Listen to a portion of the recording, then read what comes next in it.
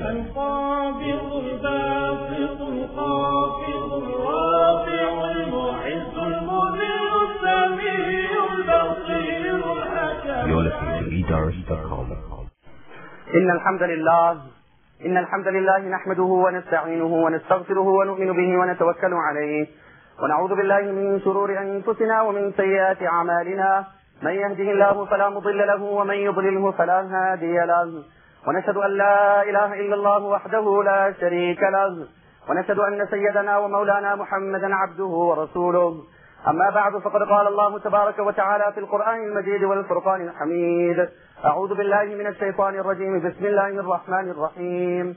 ولقد نعلم أنك يضيق صدرك بما يقولون فسبح بحمد ربك وكن من الساجدين واعبد ربك حتى يأتيك اليقين. وقال النبي صلى الله تعالى عليه وسلم: قد أفلح من أسلم ورزق كفافا وقنعه الله بما آتاه، أو كما قال عليه الصلاة والسلام. Honorable ulama ikram, respected brothers and elders, while the world continues to progress technologically, I swear by Allah it is retrogressing morally and spiritually. While life seems to become easier theoretically, it is becoming challenging practically. Tension, depression, frustration has become the order of the day. Happiness, joy and prosperity is something of the past. Wallah, never mind becoming a victim to any tragedy which perhaps might warrant depression. The average man, the fears that haunt the mind of an average man today is sufficient depression. Whether a man becomes a victim to any tragedy or not, the fears that are ever lurking and the fears that are haunting the mind of every man is sufficient depression. The poet says it so beautifully: سألت من الأطباء خبيرا ذات يوم مما شيبي. I presented in the surgery of a physician. If you understand basic Arabic, you can appreciate these couplets. فقلت مما شيبي. I asked him, I said, Doc, look at me, I'm getting white man. What's the reason for this? فقال بلغموا. He examined me, he made a diagnosis. He says, a lot of phlegm in your body. I told him, Doc, I don't know much. With utmost respect to your expertise, there's got nothing to do with phlegm. بلغموا. Instead, this is depression. This is to step any man and let him pour his heart out, and every man is in crisis. Wallah, don't be deceived by his palatial home. Don't be deceived by his ex-wife. Go into that man's life and you see this crisis. Like the poet says it so beautifully, that إني رأيتك جالسا مستقبلي فعلمت أنك للهموم قرين. Oh my brother, I see you sitting before me. The very gesture of your face indicates you're going through depression. هون عليك وقم بربك واثقا. Relax and take it easy and put trust in Allah. فأخذ توكل شأنه التهوين. For verily the one that relies on Allah, the one that relies on Allah takes life easy. Like in English they say so beautifully, of course it's an example: to speak to Allah, no breath is lost. To walk with Allah, no strength is lost. To wait for Allah, no time is lost. So trust in Allah and you'll never be lost. فأخذ توكل شأنه التهوين. سرح الأذى عن نفسه في رزقه لما تيقن أنه مذمون. The only way to avert financial depression, the only way to avert financial depression is to convince yourself Allah is the sustainer. When you've convinced yourself, now the gross fluctuation in the currency and the competitors in the market and the volatility of the rand and the fake predictions of the economists will not bother you in any way. My respected father always says, may Allah give him jazai khair, he's present in this gathering. Allah reward him abundantly for the wonderful upbringing he has given me. He always taught us, and I repeat it here, that yesterday we say things were cheap, but we didn't own it and we couldn't afford it. Today when it is expensive, Allah has given us. What is the fuss for? Allah has provided it for us today. Let us look at the du'as of Nabi Kareem sallallahu alayhi wa sallam. Allahumma qanni'ni bima razaqtani. Oh Allah, grant me contentment in what you have provided. Thumma barik li fi. And then give me barakat. Give me barakat. Now if you analyze contentment, contentment is something that is associated with need. Need has a limit and has a definition. Greed has no limit and no definition. Allah's qasam, the entire world has come on to greed today. The world has come on to greed. There's no definition to greed. One humble man in his simple profession taught me a lesson. I one day took my kurta to him to sew it. And after he was finished, he told me, Maulana, you can pick up your kurta. So I asked him, what do I owe you? He says, no, I can't take money from you. I insisted, you have to charge me. Then he took a meager amount to make me happy. So I told him, no, but it's not enough. He turned around and he says, Maulana, what is the definition of enough? What does enough mean? What is the definition of enough? Wallah, the hadith of Nabi alayhi salatu wasalam, this is the modern day poverty, that in the midst of affluence a man has no peace. In the midst of affluence, Allah says the object of your house In the 14th juz of the Quran, هُوَ الَّذِي جَعَلَ لَكُمْ, Allah says He has made for you, مِن بُيُوتِكُمْ سَكَنًا, He has given you a home in which you can get pleasure and bliss and joy. If your house is not providing you with comfort, the fundamental object of that house is forfeited. Last year we had the opportunity to go to Malawi. I was invited. The Quran was translated in the vernacular language, and there was the opening of the masjid. After we completed, they took us into some of the rural areas, and we were seeing some of the masajid and the madaris.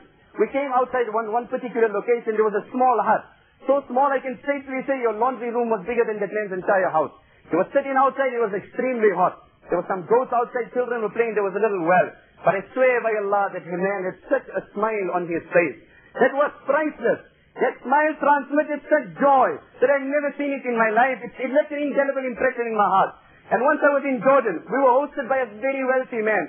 Such a wealthy man, he built his house on the highest mountain of Amman. He received us at the airport. He filters his water 16 times before it comes out of the tap. He had spent in excess of $2 million only on his garden. Breathtaking view. He received us. He's the owner of, I don't know, more than 20 food outlets in the United States. We performed Maghrib namaz outside. A wonderful thing. But the endorsement and the engagement of that man was such that I did not envy his wealth for a second. Let's have a look at what is the definition of wealth. Let me take you 1400 years ago to the words of my master, Muhammad sallallahu alayhi wa sallam, in the narration of Ibn Hibban, when he owes Abu Zar, Ya Aba Zarrin, atara anna kasrat al-mal huwa al-ghina. Abu Zar, do you consider excess provisions as wealth? وَقِلَّةَ الْمَالِ هُوَ الْفَقْرِ, and lack of provisions as poverty? I said, yes, O Nabi of Allah, that's the apparent definition of wealth, and that's the apparent definition of poverty. Abundance of provisions as wealth, and lack of provisions as wealth. Nabi alayhi salam says, no, Abu Zar, let me set the records correct, like they say. Let's get the records in order here. Let me tell you what is true wealth, and let me tell you what is true poverty. إِنَّمَا الْغِنَى غِنَى الْقَلْبِ وَإِنَّمَا الْفَقْرُ فَقْرُ الْقَلْبِ. The true wealth is the wealth of the heart, and that is contentment of the heart. And the true poverty is the poverty of the heart, and that is the greed of the heart. And that's not all, Abu Dhar. Listen. وَمَنْ كَانَ الْغِنَى فِي قَلْبِهِ. That person who enjoys divine satisfaction and divine contentment, فَلَا يَضُرُّهُ مَا لَقِيَ مِنَ الدُّنْيَا. No material challenge will depress this man. No material problem will be. One young boy came to me the other day. Maulana, do you have a dua for depression? I said, my brother, do you know what does depression mean? Wallah, many times I'm tempted to document, to write down. I promise you it will be the first seller if you put it on the market. Just to know what is the tragedies of the ummah. I asked this boy, my little boy, do you know what does depression mean? So what did the Nabi of Allah say? That person who has contentment in his heart, no amount of material problems will depress him. وَمَنْ كَانَ الْفَقْرُ فِي قَلْبِهِ. And he who is wealthy in his external appearance, but he's poor in his heart, in other words, he has greed. فَلَا يُغْنِيهِ مَا أَكْثَرَ مِنَ الدُّنْيَا. No amount of wealth will satisfy his greed. There was nothing to end that inner crave of his. هِيَ الْقَنَاعَةُ فَالْزَمْهَا تَعِشْ مَلَكًا. The poet says, it is contentment. Grab onto it, you will live like a king without a throne. لو لم يكن منها إلا راحة البدن. Even if you just have a healthy body. وانظر لمن ملك الدنيا بأجمعها. Why not ponder, reflect and introspect over those who own the entire world? In the Tafasir it is written 4 people governed over the entire world. Their dominion extended as far as the world was. 2 were believers, 2 were disbelievers. The believers were Sulaiman alayhi salam and Dhul Qarnayn. The disbelievers were Namrud and Bukht al-Nasr. When Dhul Qarnayn, whose government and dominion extended to the world, when he was leaving this world, he made one request. He says, put my hands outside my coffin, let the world see the man who ruled over the world also leaves with nothing. وَانْظُرْ لِمَنْ مَلَكَ الدُّنْيَا بِأَجْمَعِهَا. Wallah, brothers, like they say, money can buy a house but not a home. Money can buy a bed but not sleep. One is you and I. That man who cannot find joy in his house will find it nowhere. No Victoria Falls, no Niagara Falls will give that man joy if your own house cannot give you. It is not what you take up, but it is what you abandon that makes your life a pleasure. It is what you give up. One is you and I, that our fast has come to such a point that if the cat makes noise, I get up. If the clock is ticking, it disturbs my sleep. And one is that simple man who sleeps beneath the tree and enjoys the divine shadow of my Allah. وَاللَّهُ جَعَلَ لَكُم مِّمَّا خَلَقَ ظِلَالًا. He is traffic and he is indeed sleep. I wonder who is rich and who is poor. What is then the definition of wealth and what is the definition of poverty? Nabi alayhi salatu wassalam says, مَنْ يَأْخُذُ عَنِّي هَؤُلَاءِ الْكَلِمَاتِ. I have some words to just terminate. Would anyone come and listen to me? فَيَعْمَلُ بِهِنَّ, implement it. أَوْ يُعَلِّمُ مَنْ يَعْمَلُ بِهِنَّ, or perhaps take it and pass it to someone else. Abu Hurairah radiallahu anhu came running and said, "Oh Nabi of Allah, tell it to me and I will listen." Nabi alayhi salam said, "Ittaqi al-maharim takun a'bad al-nas." Oh Abu Hurairah, abstain from the disobedience of Allah and you have worshipped Allah the most. Oh Abu Hurairah, abstain from the disobedience of Allah and you have worshipped Allah the most. وَرْضَ بِمَا قَسَمَ اللَّهُ لَكْ تَكُنْ أَغْنَى النَّاسِ, and be satisfied on the divine distribution of your Allah, and you are the wealthiest. You are the wealthiest. You know, the ulama speak of a condition called tafweed, where you hang your condition to Allah. Like I have seen some of my asatiza. I told him, "Maulana, I believe you're going overseas." He said, "I have intended it, now I've left it to Allah." Someone said it so beautifully. I have proposed, or I have applied for my visa. In أَعْطَيْتَ فَإِنَّ الْمُعْطِي هُوَ اللَّهِ. If you approve it, the job or the visa or the proposal, in essence, my Allah has approved it, but you will be appreciated because you are the external means. وَإِن مَنَعْتَ, but if you have refused, actually my Allah has declined, but you will be excused. وَإِن مَنَعْتَ, handing over to Allah. Abu Hurairah, if you will be satisfied. يَا ابْنَ آدَمْ خَلَقْتُكَ لِعِبَادَتِي.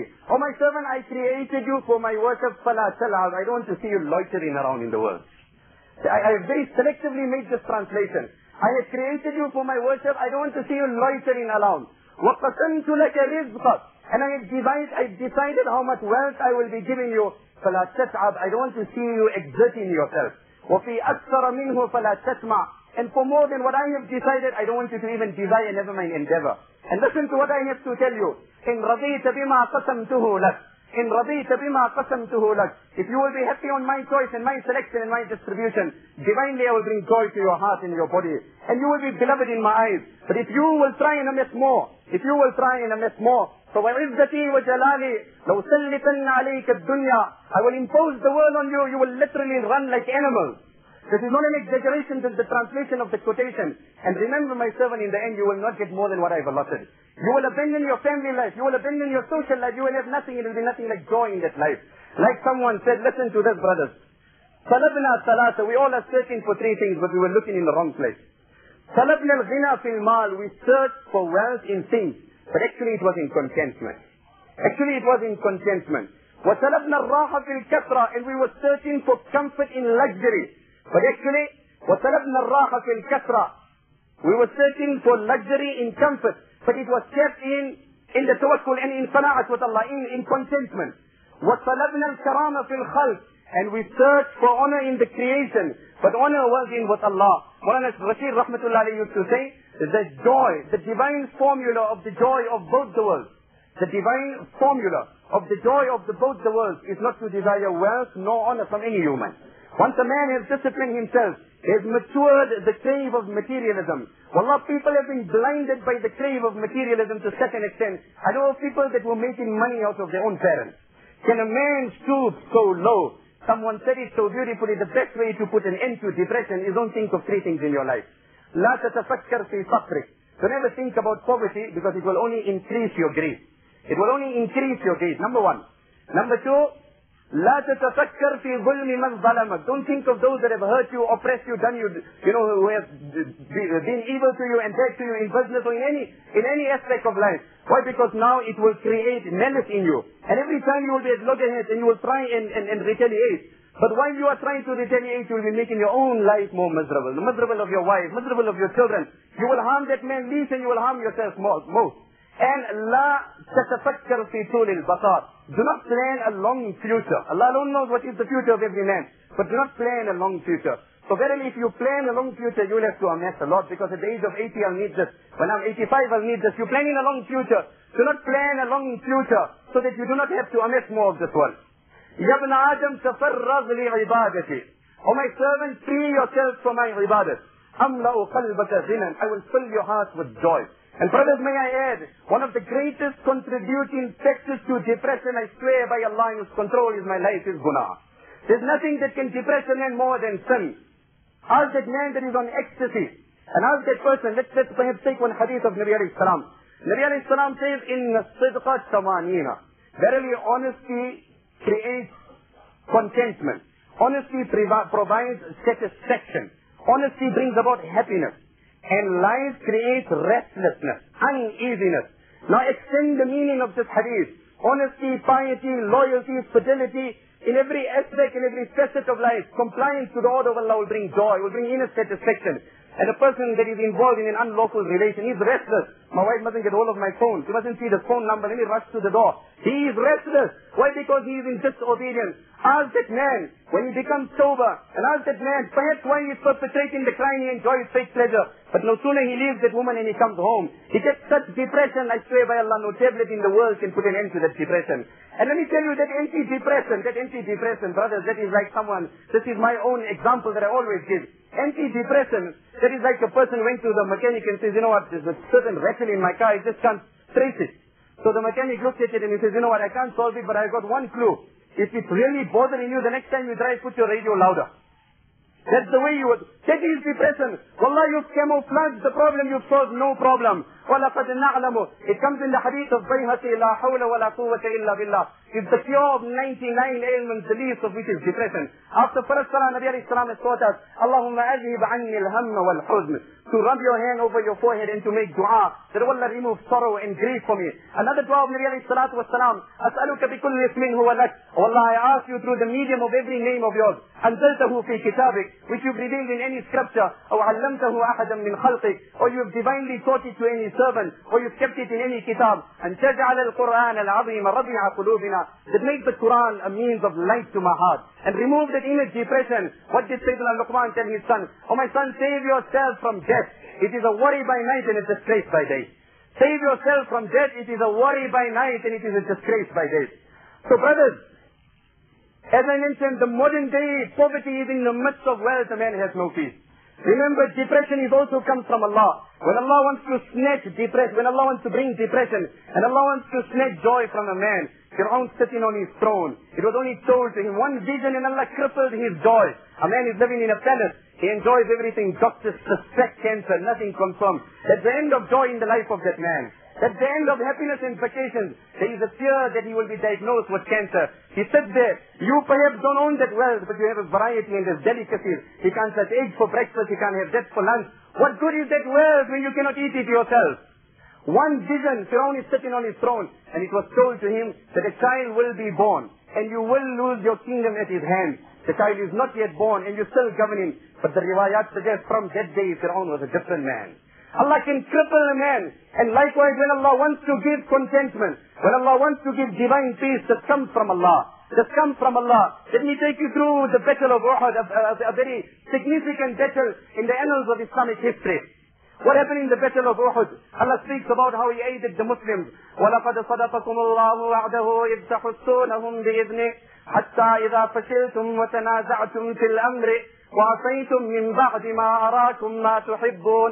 That you were slain the kuffar with the help of Allah, and victory was yours. And at this juncture, when it was apparent that victory was yours, and Nabi alayhi salam had posted 50 archers at a particular mountain so that the kuffar cannot penetrate. And this was the time where they became dispute. And some felt that, well, the battle is over, victory is ours, let us go forward for the spoils of the war. وَتَنَازَعْتُمْ. And you disputed in your matter. And عَصَيْتُمْ فِي الْأَمْرِ. You shifted from the command of the Nabi of Allah. And you went headlong towards the material gain. مِنْكُمْ مَنْ يُرِيدُ الدُّنْيَا. Among you are those that want material gain. Abdullah ibn Mas'ud says, only when this verse was revealed, I realized there are people among us that are hankering material things. Otherwise, I thought everybody has come here for deen. مِنْكُمْ مَنْ يُرِيدُ الدُّنْيَا وَمِنْكُمْ مَنْ يُرِيدُ الْآخِرَةِ.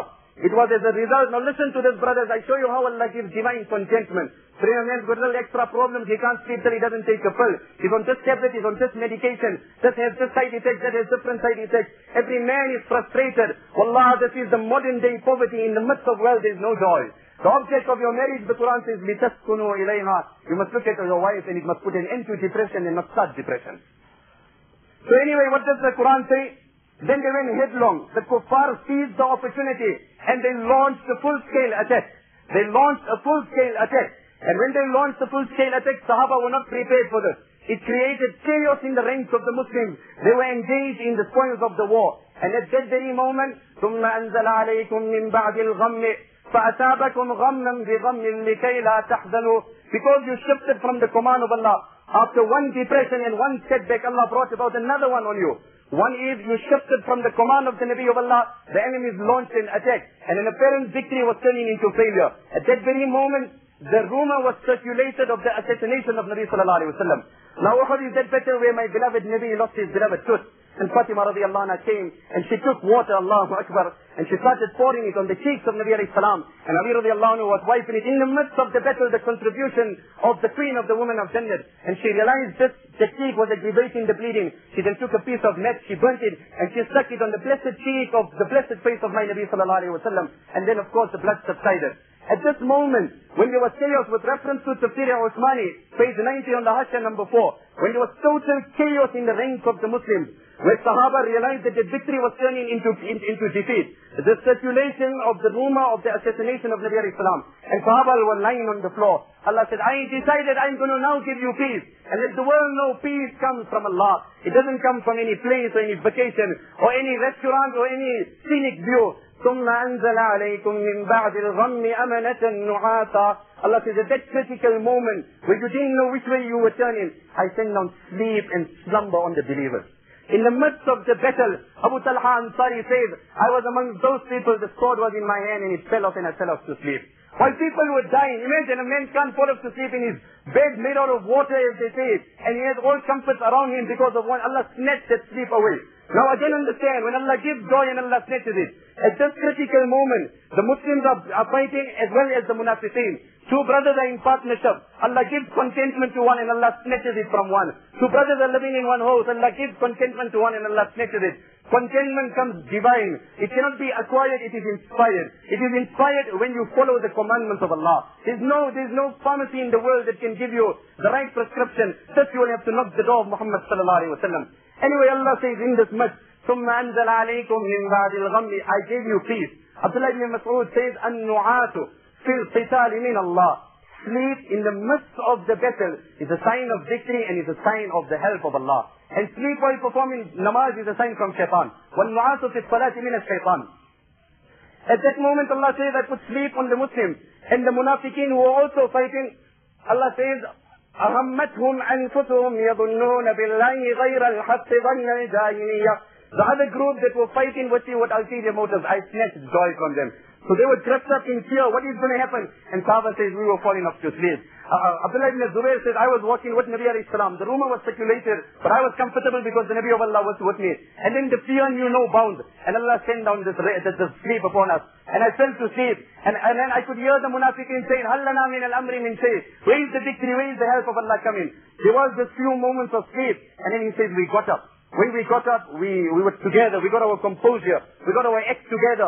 Allah gave us strength. Allah gave us ability. It is written about our Akabirin, one great Budruk. Allah had given him control over his sleep. He could look at the watch, fall off to sleep at 10 minutes and be up after 10 minutes. Total from the kindness of Allah. Insomnia is a medical condition that is only increasing in the world. He says, we got up, we had our act together, and after that Allah Ta'ala gave us strength. So this is how Allah will give. This is how Allah will give. وَلَقَدْ نَعْلَمُ أَنَّكَ يَضِيقُ صَدْرُكَ بِمَا يَقُولُونَ أَيْ تَمِنَيْهِ. Allah says, O Nabi of Allah, we know you feel depressed when the kuffar do not listen to your message. Let us then give you the prescription to remove that depression. Can there be any prescription better than that which Allah prescribes to His Nabi? فَسَبِّحْ بِحَمْدِ رَبِّكَ وَكُمْ مِنَ السَّاجِدِينَ. Make subhanallah abundantly and fall into sajda and worship your Allah until death overpowers you. Let us then end with the dua of Nabi alayhi salatu wassalam. Oh Allah, give me contentment in what you have given me. Al-abdu hurrun ma qana'a wal-hurru abdun ma tama'a. A king is a slave as long as he has greed, and a slave is a king as long as he is content. Allah inspire us all with contentment. Wa akhiru da'wana alhamdulillahi rabbil alamin.